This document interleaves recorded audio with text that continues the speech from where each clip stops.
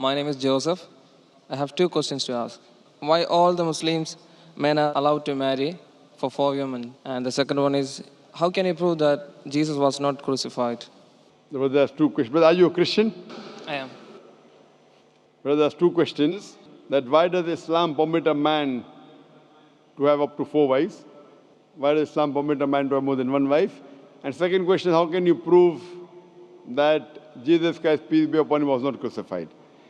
That Quran is the only religious book on the face of the earth which says marry only one. You read the Bible, you read the Ramayana, you read the Mahabharata, you read the Veda. No religious book on the face of the earth says marry only one besides the Quran. If you read Ramayana, the Hindu scriptures, the father of Sri Ram, he had more than one wife. If you read Mahabharata, Sri Krishna, how many wives he had? 4, 10, 1,000, 10,000. He had 16,108 wives. So if Sri Krishna can have 16,108 wives, so why can't Muslims have maximum up to 4? If you read the Old Testament, it says that Solomon, peace be upon him, had 700 wives. Abraham, peace be upon him, had 3 wives. So Old Testament tells you can marry as many wives as you want. Same as the New Testament says that you should follow Old Testament. So in Hinduism, in Christianity, in Judaism, you can marry as many as you want. It is later on that the church put a restriction that Christians should marry only one. It is later on Rabbi Benjamin Yehuda passed a synod and say that Jews should marry only one. Otherwise, previously, they used to marry as many as they wished. It is the Indian Penal Code in India in 1954 that put a restriction and said under the Hindu Special Marriage Act, the Hindus should marry only one. But the scriptures put no restrictions. Let's analyze what does the Quran say. Quran says in Surah Nisa chapter 4 verse number 3, marry women of your choice in 2s, 3s or 4s, but if you can't do justice, marry only one. This statement, if you can't do justice, marry only one, is only given in the Quran and no other religious scriptures. Let us analyze why does Quran give permission for the Muslim men to marry more than one woman, maximum 4. The reason is that by nature, male and female are born in equal proportion. But if you ask any pediatrician, he will tell you, the doctor of the children, that the female child is stronger than the male child in fighting germs and diseases. So you have more deaths among the male children as compared to female children. So in pediatric age itself, the females are more than the males. As life goes on, there is death due to wars, due to alcoholism, due to drug addiction, due to accident.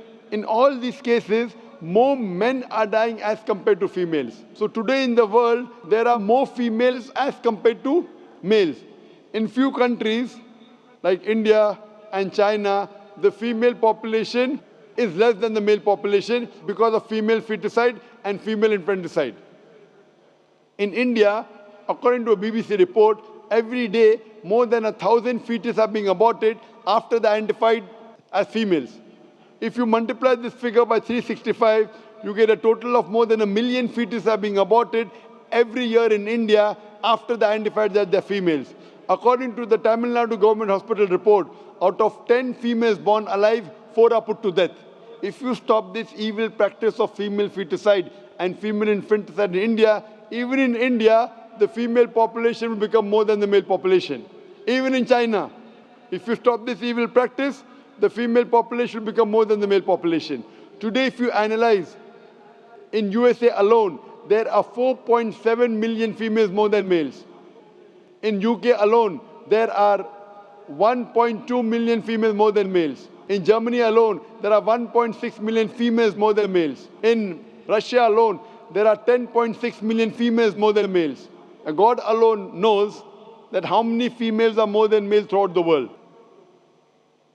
If I agree with you that one man should only marry one woman, and suppose your sister happens to live in America, or suppose my sister happens to live in USA, and the market is saturated, every man has found a wife for himself, yet there will be 4.7 million females who will not find life partner.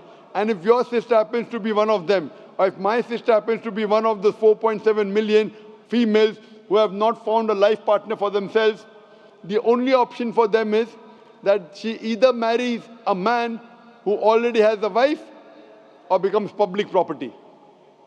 Public property, such a harsh word.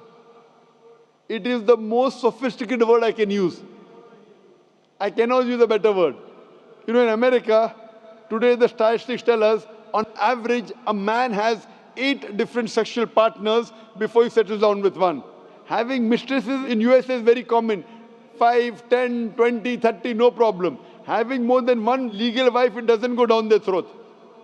When a woman is a mistress, she doesn't get her rights. She is dishonored. She is not treated well. In Islam, when a woman becomes the second wife, she gets her honor, she gets her right, she's treated well. Any modest woman, if you ask her, that would you prefer being a second wife of a man who's already married or become public property, they would opt for the first. So Islam has given permission for some men to have more than one wife to protect the modesty of the woman. Coming to your second question. Is it allowed for ladies to marry 4 men? Brother, you're asking counter question, the time is limited. You asked 2 questions, now you're asking a 3rd question. Are you convinced with the first answer? I'm convinced with the first one. MashaAllah, so you're convinced, okay. The brother asked that, is a woman allowed to have more than one husband? If you do that, this problem will be exaggerated more. I mean in Muslims, in Muslims. As it is, women are more than men. If women marry more than one husband, the problem will be exaggerated. Point number 1. Point number 2, if a man has more than one wife and if the child is born, you can easily identify who is the father, who is the mother. If a woman has more than one husband and if the child is born... But DNA is still allowed. Brother, let me finish the answer, na? You asked the question, was I interfering? Was I interrupting? Yes or no? No. No. So why are you interrupting? After I finish, you can ask, na? I'm a medical doctor. Are you a medical doctor? No. I'm a medical doctor. I know about DNA testing. I'll come to it. Once, if a woman has more than one husband, 2 husbands, and if a child is born, and if he goes to admit in the school, and if the question, who's your father, she'll have to give 2 names. You're talking about DNA testing. I know about it. DNA testing is recent. Was DNA testing there 50 years back? Was it there? No. It's a new recent discovery, yet it's not 100%. Even if I agree it's 100%, it is now, it wasn't there before. Islam is there since time immemorial. And this is not the only reason. Even if I agree tomorrow it becomes 100% perfect, this is not the only reason. Today science tells us that man is more polygamous in nature as compared to the female. Today science tells us that during menstrual cycle, the female undergoes certain psychological changes.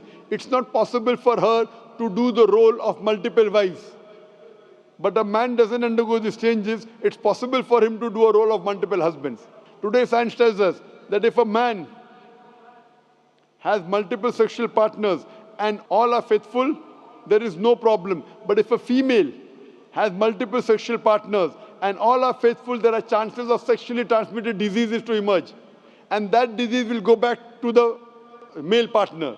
So medically, it is not acceptable that a female has multiple partners, but medically and scientifically, it's acceptable that a male can have multiple partners.